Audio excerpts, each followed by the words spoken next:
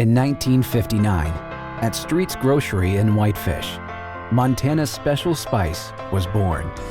Alpine Touch. It's the taste you grew up with, well seasoned through the test of time. As the tradition carries from one Montana generation to the next. From its humble beginnings to a trusted brand, here's to the next 60 years. Alpine Touch. Montana's special spice since 1959. Big Sky Breakdown, SkySportsMT.com. This is the first time in years that I've actually interviewed you in the middle of the day. Tim Plough joined us, UC Davis head coach. Usually, we both got young families, so usually we do the hits, 7 o'clock at night instead of lunchtime. But thanks for doing this, man. How you doing? Yeah, it's always been the late night talk with Colter, even back in Flagstaff. That's right. Tim Plough after dark, baby. Yeah, after dark, used to get it rolling. So, no, happy to be here. Means football season's getting close, so I'm excited.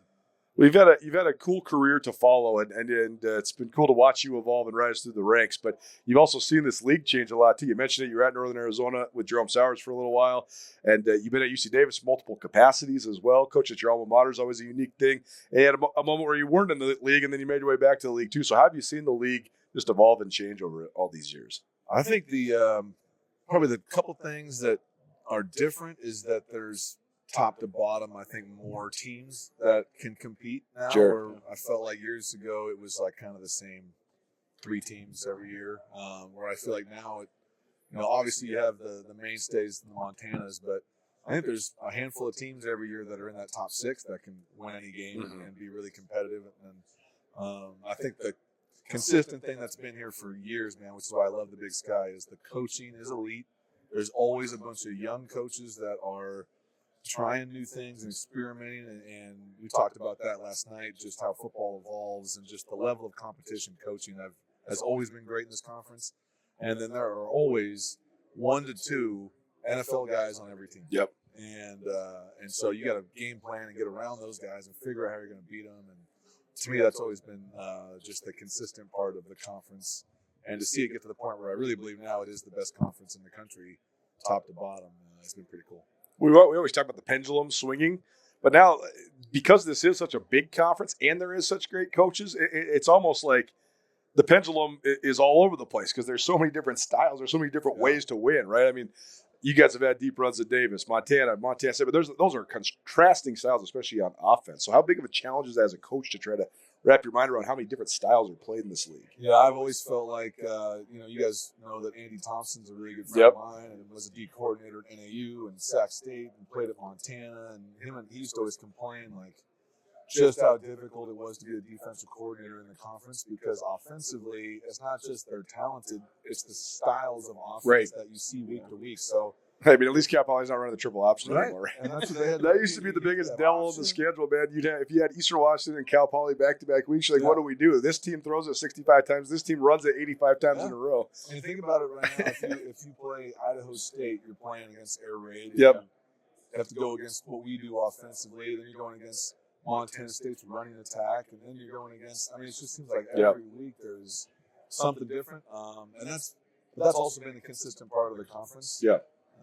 And I think usually what stands out is the team with the best defense normally wins the conference, because they can handle the different things. And I thought that about Montana State's defense last year. They were so consistent that I thought was what got them over the hump. You talk about the diversity of offenses in the conference and the vast amount of talent that there is. How would you describe what you guys do in your offensive scheme? I think it's grown over the years. I mean, early 2000s when I was first, I've been calling plays since I was 25. I've been really fortunate. When I first started out, I was basically just running what we ran at Davis, which was an old school West Coast, 300 jet X slant smoke spacing, like straight from the NFL playbooks. Yep. And then I got to NAU and was kind of away from, the fathers of coaching that I had been with, and I was able to do my own thing. At NAU, we were up-tempo, let's go as fast as we can, a lot of RPOs, we're in elevation, we're going to wear these teams out and try to score 50 points, right? And then you had a pretty good quarterback to be able to do that with, too. Got back to Davis and, said, hey, how do we merge these two worlds, right? Like, how do we create that same West Coast pro-style philosophy, but also kind of use the things we learned at NAU. And so for the last decade, that's been kind of what we've been. It's a lot of shift in motion in the pre-snap to create advantages. Yep. But then it's also high tempo stuff that we can sprinkle in. We use the RPO game, but we can also use the zone run schemes that teams use in the NFL. So we've kind of merged those two worlds together, and it's been successful for us. And I think that at the paramount of it, you said it, but we've also had great quarterback play. Yeah. Started with Case Cookis at NAU, to Jake Mayer, to Fernando Mendoza, to now having Miles Hastings a couple years ago, and Caden had a great year last year. Yeah. So I think we need to have great quarterback play, but at Davis that has not been an issue for us because of our great history of having great quarterbacks. Also, I think sometimes scheme can be like player dependent. Is that what you've found out over the years as well, as just like, maybe this is what my scheme is, but maybe the players that I have on my roster right now is more fitting of a little bit of this. Is that kind of how you shape things over the years? Well, you got to have a system that can adapt to the players. Absolutely. It can't be about, you can't make them do what you want to do. You got to have, I think what I've loved about what we've created over the last decade has been our offense is going to mold to who we have. Mm-hmm. So if we have Lane Larison, he's going to touch the ball 350 times, but you guys remember when we had Keelan Doss, he touched the ball 150 times a year, right? So it's going to depend on who we have. And then we're still going to call the same plays, but maybe the focuses of those and where we stick the chess pieces will depend on where are our best players. And I think that's the sign of a good offense. Well, you've been on both sides of the coin with having a guy like Jake Mayer, who was a multi-year starter, a guy like Miles Hastings, who started, his whole career. But then you got some quarterback turnover the last couple of years, and that's one of the big storylines coming out of this media days is Caden Pinnock. There's so many premier quarterbacks in this league that decided to stay. Pinnock's the one guy that did leave. So from a coaching perspective, what's it like having that turnover the last couple of off seasons? What do you like and what do you maybe not like about the challenge of that? Yeah, I think I've been pretty vocal about the fact that I love Caden and I'm rooting for him, but I thought it was a mistake to leave as early as he did. I feel like when you leave Montana State, Montana, Davis, any of these schools, I would hope that you would go to a Power 4 school. Right. And financially, that would make the right decision in my mind. Yeah. I think that him and his team thought that's where he was going to go, and it didn't pan out that way, but still rooting for him to have great success. I'm really pleased to see all those guys come back. I think it shows the conference and what those guys can see that, man, if it's either there's Power 4 football and then there's kind of everybody else. That's right. And so to me, there is no difference between the Mountain West and the Big Sky. Like if the Big Sky played the Mountain West tomorrow, you'd see Big Sky teams at the top of that conference, just like the Mountain West teams. And so to me, there's no difference between that. And I think a lot of our players recognize that, which is cool to see. As for the quarterback turnover stuff, like for me, I've coached the quarterback the same way from 2008 to 2026. I believe in the stuff I was taught. I believe in how we coach the quarterback. I think we coach the quarterback as well as anybody in the country. And so, we're going to recruit great players in that position room. Those guys are going to be chomping at the bit to have an opportunity. And I really believe that whoever that guy is, we've created a lion's den of quarterbacks. And every year, whatever lion emerges from that den is going to be a good player. Yeah. And I'm just excited for this next group of guys to have that opportunity. We got young guys we really like in the room. We got some transfers we really like in the room. But I think whoever emerges from that room will be a really talented guy. And luckily for him, he'll be surrounded by great receiver, great running back, great tight end, a bunch of linemen coming back. Absolutely. So he's just going to have to do his job and get the ball to the right guy. Well, having a quarterback competition last year, that sort of I'm sure it inspires this year now too, right? Because you could tell those guys, hey, remember last year we were battling out? Like anytime that you could become the guy. So does that sort of reignite that room, knowing that a guy that could have been a 4-year starter is not there anymore? Now they get a chance to win the job again? Yeah, I think, they know that every year is going to be a competition, to be honest. Like for me, I come into the camp the same way every year. And maybe you have a guy that's played the previous years or year before, but he's still going to have to earn it every year. Sure. And show what he's capable of. And I think these guys know it's going to be a fair competition. We've handled it the same way. Every time I've had a open quarterback room in a fall camp, we do it the same way. Everyone gets their reps. We grade it every day, and at the end, there's no mystery. It's not like we come in there and all have our secret ballots. Like, Right. those guys all know because we show them the grades every day. Right. Like, okay, this guy won the job. There's no hard feelings about it. And shoot, man, you're going to need 2 or 3 quarterbacks to win every year anyway. Last year, Caden Pinnock woke up on a Friday and had a bunch of black spots on his throat and had some disease and what was going on. Right. And so I had to call Grant Harper Friday morning and say, hey, man, you're playing against Northern Colorado, and you figured out a way to win that game. And so I think, no matter how it goes, you guys have seen that. Like, you're going to need multiple guys to win anyway. So hopefully we get all those guys better through competition so that they're all ready to play.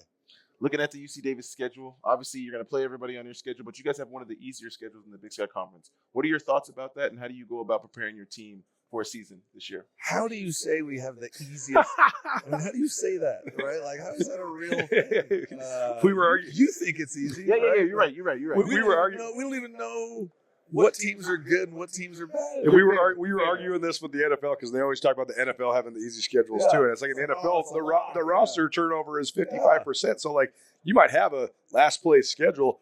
You don't know. That team could have gone. I mean, the Chiefs went 6-11 last year, and they could win the Super Bowl this year. It's like that Saban quote. Right. Like, how do you know guys are going to play? That's rat poison, man. You're getting good at your job, though. Well, that's what Halke used to always tell us. He should always be like, how do you guys make predictions on the preseason stuff? He's like, I don't know anybody in the league. Everybody's got new rosters. Especially in our level, like we don't know what guys are hurt, what guys are playing. No doubt. You're right. Based on how good teams were last year. I'm with you. Yeah. But I will say, I think for us, one of the things that jump out to us is obviously we don't have the Bobcats on the schedule, which honestly we're bummed out about. Yeah. We wanted to have another swing at those guys. I mean, and the last couple have been all-time classic like games, we've been man. close. We just haven't been able to get over the hump. I was joking with Coach Vegan the other night that maybe the only way to beat him is to not play him. I don't know, but bummed out to not have them. But obviously, not having them on the schedule points out. But we do have the Grizz, and we get the Grizz at home, and so that's going to be a great environment. I'm sure there'll be 2 highly ranked teams. Great thing about playing the Montana teams is they're going to bring a dang, buses of people to the game, and that'll be a great crowd. So hopefully we can play well in that game. But I think having 9-game conference is awesome because the best competition that we can get is from our conference. Yeah, absolutely. So I think having 9 games was a great move by the commissioner, and I'm really happy about that. But man, we got to go to Portland week 1. That's always a tough trip, in a strange environment.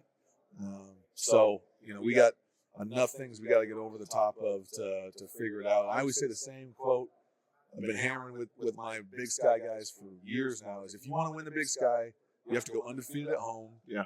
And you got to win some weird game on the road. Absolutely. Like it might be ugly. Yeah. You got to win a weird one. Like this. And, for us, like last year, the Northern Colorado game, that's a weird game. Oh, yeah. Our quarterback's sick on Friday. Your backup's got to play. You got to go to Greeley and play a really hungry Northern Colorado team. So you're going to have to win a weird game on the road. And if you don't go undefeated at home, you're not going to win the conference, right? And so for us, the last 2 years, we have been close to winning the conference, but we lost 1 home game. Yeah. Right? And so for us, our main focus is let's win our home games and see if we can win that one weird game on the road. And for us, we feel like we've been really close to like getting to that high rung of teams, and so we're super motivated to see if we can pull ourselves up and be one of those top teams. But excited to take a swing at it for sure. Absolutely. So joint practices in college football, or at least at the FCS level, are approved now. How do you envision that as a head coach, and how do you see that playing out over the next year? I think it's great. I think the way that they are talking to us yesterday about kind of these new rules that seem to be coming in place with how they do the extra opportunities for off-season practices and the way they've changed fall camp and practicing against another 4-year schools. All that stuff is awesome. Like it allows you to actually get your team prepared at the right way. When I was a player, we went to Stanford and did a inter-squad practice with them. And I thought it made our team way more confident, way more believable in the season. We ended up playing Stanford 2 years later and beat them. Wow. Okay. And I really believe that one of the reasons is because we practiced against them and we were like, hey, we can hang. Yeah, right. But I think if you're not taking advantage of that as a coach, I think you're missing out, because it's a great way to get a break into your camp. Going against each other every single day. Hey, let's go down and practice and do some one-on-ones and some O-line, D-line pass rush and some 7-on-7 and some 9-on-7 and do it against somebody else. Yeah. Who are some potential targets you think about when you see that? I think it's gonna have to be local, right? Yeah, right. Like, I mean, just from a cost standpoint. Renewal of the Causeway Classic. Yeah, Man. right? Like a little That sprint. seems Like, that play the seems Causeway like- Classic in That would be spring. amazing. That seems like you just have great ideas. Right? Let's make a T-shirt. Let's get that thing Hey. publicized. You're right? right. Let's get Skyline Sports. Hey, out let's for the go. day. Let's Hey, I'll take you to Davis for the Yeah, first time if let's we make get it the Causeway Classic in spring March or Causeway something. Classic. Yeah. Oh, yeah. We could fill a stadium for that. There's no doubt. There's Oh, no yeah. doubt you could. Oh, yeah. So yeah, I think that's a great one. I think Cal, Stanford, Reno, Fresno. These are schools I think that we could work something. You guys out got the with. luxury of having a ton of schools in California. Exactly. So. Yeah, and I think if you're a bigger school, the best thing for you to do is to bring in an FCS school for a practice. Absolutely. Just hit some new competition, right? So yeah, I think it's a great idea, and I think it'll help you develop your team. Yeah. Yeah.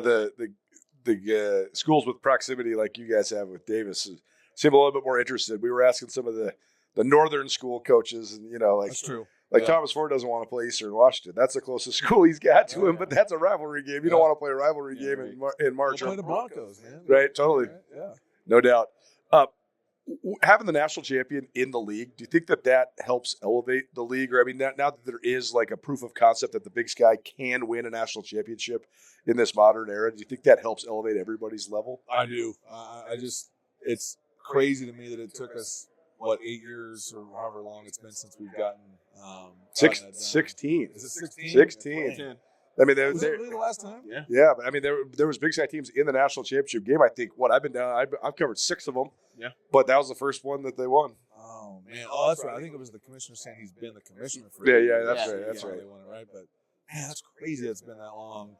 Well, Obviously- when one team wins all of them, it's hard to No doubt. anybody else. But I think hopefully that pendulum, like you said, has swung back to Sure. maybe our conference is the one that wins it Yeah, every year. yeah, Right?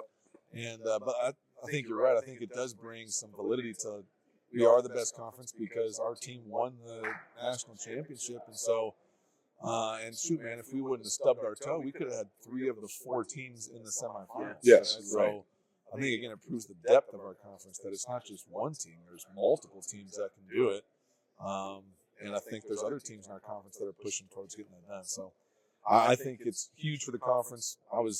The only time I'll root for the Bobcats was in that day in the national championship. I was a huge Bobcat, Justin Lamson, Taco Dowler fan at the end there, and so just knowing how important that would be for all of us to get that done. So hopefully we get some. Do you more. use that with your guys, though? I mean, you took Montana State down the wire back-to-back years when they were, one of the best teams in the country back-to-back years. So do you use that to sort of implement confidence in your guys? Tell them how close you have been? I mean, for us, we've gone 13-3 the last 2 years in the conference. 2 of those losses are close losses to the Cats, Right. and we played Illinois State in 24 and boat raced them out of the stadium and played them this past year, and they beat us. So, if those are the 2 teams that made it to the end, I think for our guys, they do feel like, man, we are close. But I think for what makes Montana State and even Montana over those years, we were talking about this last night, is just they've had such a sustained success that it's just in their culture that they believe they're going to win in those games. And I think for our program, we have to do a couple. We have to consistently get back to those games and consistently get to the playoffs and be at the top of the conference. And then we need to get to the point where we believe when we get in that game that we're going to win the game. And that just takes us getting back there over and over and over again. And but man, it's a fun challenge, and it's what gets me up in the morning. Is like, all right, let's figure out a way to get back there again and play one of those teams and see if we can beat them. First game of the season. What can fans expect to see from the Aggies? Man, I'm really excited about our defense. I think our defense will be as good as it's been since I've been there. We got all 3 levels with a bunch of guys coming back. I think, our defensive staff's been together a long time. This offseason, I'm really excited about the changes they've made schematically and just culture-wise. And spring ball, they were really difficult. And I think they're going to be salty. I just think defense is going to be good.